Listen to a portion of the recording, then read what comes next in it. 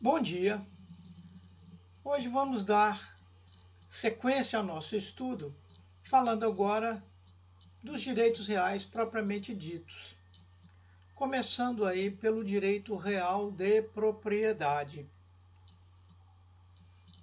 Então, nessa história do direito real, que já vimos um pouco anteriormente, que remonta, aliás, ao direito romano, berço do nosso direito pátrio, a questão da propriedade já se apresentava diante dos estudiosos como uma questão bem tormentosa, exatamente dada a dificuldade de se conceituá-la em um contexto mais fechado. Tanto assim que Caio Mairo da Silva Pereira entende que a propriedade mais se sente do que se define, apenas para ilustrar. Então, em sua etimologia, vem do latim proprietas, que deriva, por sua vez, de próprios, que significa dono, domínio, domus, não é? Então, significando, portanto, o que pertence a uma pessoa. Em sentido amplo, recai sobre coisas corpóreas, os móveis e os imóveis, e sobre coisas incorpóreas, os chamados direitos, que, aliás, não serão objeto do nosso estudo, embora esteja aí no contexto. Então, trata-se, portanto, de um direito subjetivo bem amplo e, por isso mesmo, considerado a matriz do direito real e o núcleo do direito das coisas, segundo a visão de Carlos Roberto Gonçalves. Em um conceito inicial, podemos afirmar que a propriedade consiste no mais extenso direito real que determinado ordenamento jurídico confira a um titular. Então, nesse contexto, o proprietário teria, em relação à coisa que lhe pertence, um poder interno e outro externo. Interfere no destino da coisa, impede que terceiros façam ou, se o fizerem, de acordo com o seu com o seu desígnio ou vontade. Então, daí poder-se dizer que a distribuição das titularidades e da riqueza efetivamente passa pela normatização da propriedade em face do contexto da sociedade.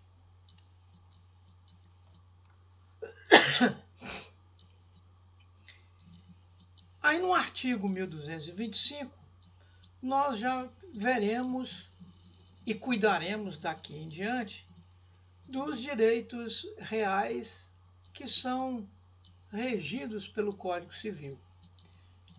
E aí no artigo 1225, nós temos o rol dos direitos reais, que nós chamamos aí de numerus clausus, onde nós vamos encontrar a propriedade no seu inciso primeiro, não é à toa, por ser exatamente o direito mais amplo, e os que lhe secundam, todos eles, seriam considerados direitos que surgiriam em virtude do desdobramento da propriedade, fazendo surgir os chamados direitos reais sobre coisas alheias. Então, já ao tempo das Institutas de Justiniano, lá por volta de 533 d.C., dentro do contexto do Corpus Iuris Civilis, que é a suma completa do direito dos romanos, permaneceram os poderes do proprietários, lá consagrados e aqui também consagrados no primeiro artigo do capítulo de propriedade que o Código Civil regulamenta, estando aí, portanto, no artigo 1228. E dentre esses poderes mencionados lá no artigo 1228, fazendo uma dissecação, vamos analisar que dele surgem esses elementos aí. Primeiro, o jus utendi, que seria o direito de usar, onde o proprietário pode servir-se da coisa e utilizá-la em proveito próprio no contexto da norma e da função social, sem alterar a sua substância. Exemplo, proprietário reside no imóvel que lhe pertence, retira dele a utilidade de moradia.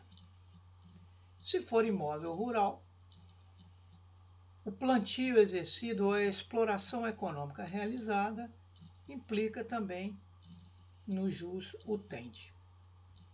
O jus fruendi já seria o direito de gozar a percepção dos frutos. E frutos, entendamos aí os frutos naturais, os industriais e os civis, e ainda o de aproveitar os seus produtos. Exemplo clássico que nós temos seria os plantios realizados na propriedade rural, os naturais e os industriais, e ainda os civis no contexto da locação. O proprietário não usa do bem, mas cede o uso ao inquilino e, em contrapartida, recebe o gozo dos rendimentos civis. E ainda de aproveitar os seus produtos, os casos aí aqueles exploráveis, não é, que não se reproduzem. Ao caso do petróleo, do ouro, das jazidas minerais, etc. O jus abutendi, que significa o direito de abusar ou de dispor da coisa, esse contexto aí confere ao proprietário o direito de transferir a coisa, de aliená-la, ou de gravá-la de ônus, ou ainda submetê-la ao serviço de outrem. Então, dentro desse contexto, nós poderíamos ter aí o caso de alienação, em que o proprietário perderia ou transferiria, em definitiva, a um terceiro, a titularidade da propriedade. Ou poderia submetê-la a serviço de outro mediante o que? A cessão temporária do direito de uso ou gozo nos chamados direitos reais sobre coisas alheias, que veremos um pouco adiante. E ainda o elemento constitutivo da reivindicatio, que é, na verdade, o direito conferido lá na parte final do artigo 1228, em que o proprietário que injustamente se veja privado da posse da coisa que lhe pertence, possa manejar aí a ação reivindicatória dentro do contexto ou do direito de sequela, que é, na verdade, uma proteção possessória e também da propriedade em si. Características. Nós vamos ter o caractere absoluto, onde temos que o direito real, por ser o mais amplo, ele acaba conferindo ao proprietário o direito de poder defendê-lo, não é, contra terceiro, e ter o seu direito real protegido pela norma, impondo uma obrigação negativa a toda a sociedade de não violar o direito. Daí, então, o seu poder chamado absoluto, porquanto oponível erga omnes, ou seja, a toda a sociedade. O caractere exclusivo, a propriedade exclusiva de um titular afasta a propriedade de outrem também com exclusividade. Vale dizer, não há exclusividade quando duas ou mais pessoas se dizem titulares únicos, ou seria um ou bem seria outro. Então, apenas o titular pode usufruir da coisa com exclusividade. O caractere perpétuo, por sua vez, é o direito que não se extinga, ou que não venha a se extinguir, perdão, pelo não uso. Isso significa que, embora o proprietário não utilize da coisa que lhe pertença, isso não vem em prejuízo ao seu direito. Ele perdurará indefinidamente enquanto não sobrevier uma causa legal ou volitiva que venha encerrar aí essa perpetuidade da sua titularidade. Já o caractere elástico, ele reflete e representa o desmembramento do direito real, onde surgiriam dele os direitos reais sobre coisas alheias e também os direitos pessoais, por exemplo, a locação, o comodato, onde o uso e gozo seriam transferidos temporariamente a outros proprietários sem nenhum prejuízo ao titular.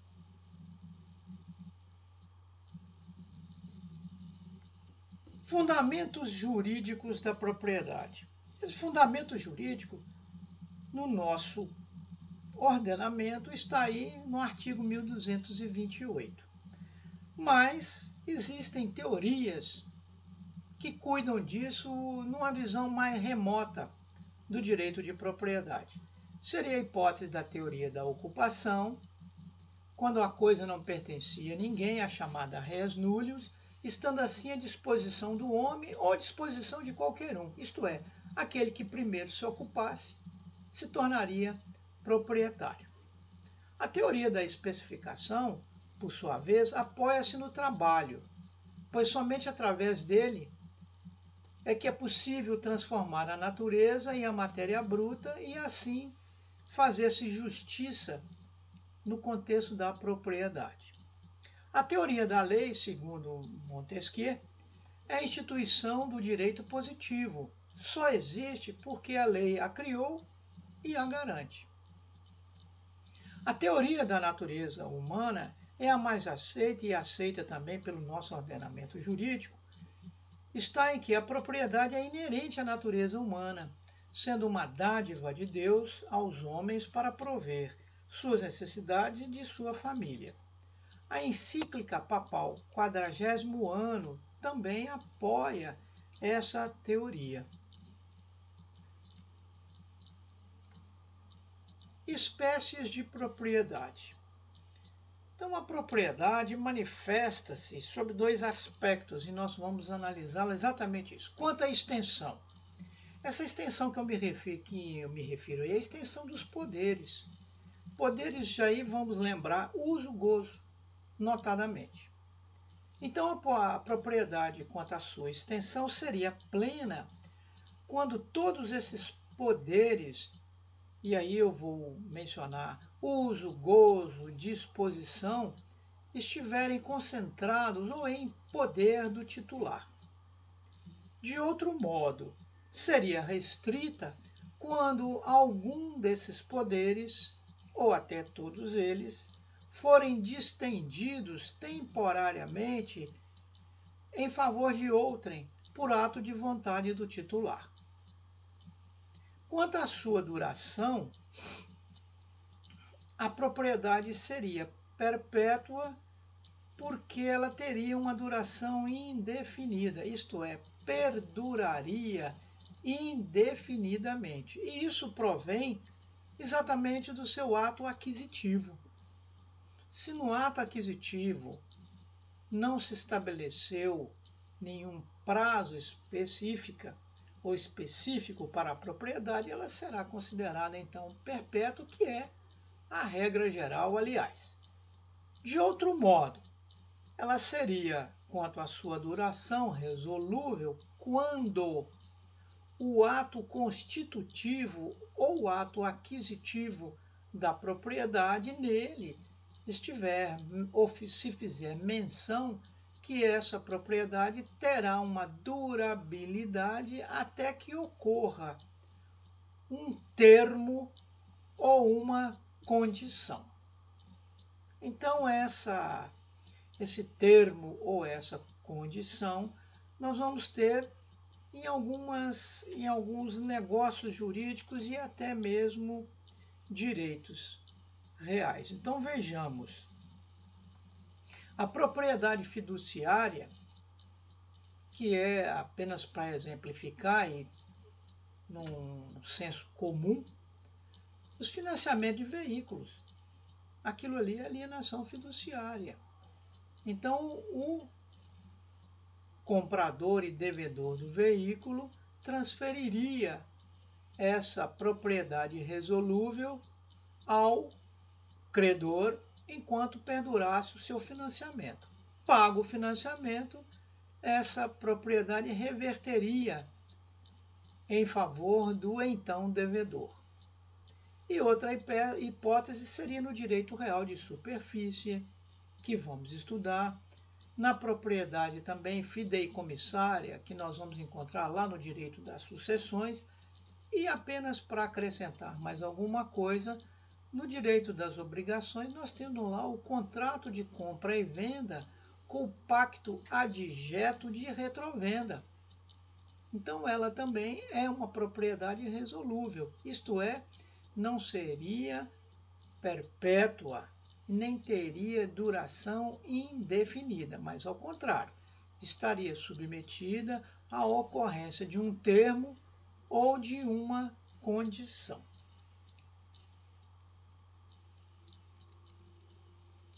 Outro aspecto a se considerar seria a função social da propriedade. Essa questão também ela é de alta relevância para o nosso contexto atual e tornou-se, na verdade, uma exigência da vida em sociedade, pois, da mesmo modo que é importante a defesa dos direitos individuais dos titulares da propriedade, é fundamental que se exija dele a observância das potencialidades econômicas e sociais dos bens, que deverão, nesse caso, ser revestidos também em benefício da sociedade. Então, no conjunto e no contexto, a função social da propriedade é uma forma de limitação ao exercício da titularidade dominial ou do proprietário, como os senhores poderão observar aí nas doutrinas que largamente abordam esse tema.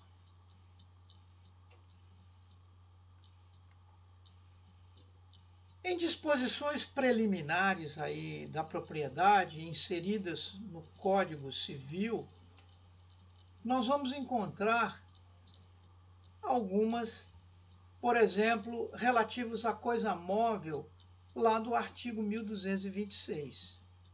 O Código estabelece taxativamente que a aquisição dos bens móveis ou das coisas móveis por atos entre vivos somente se adquire pela tradição.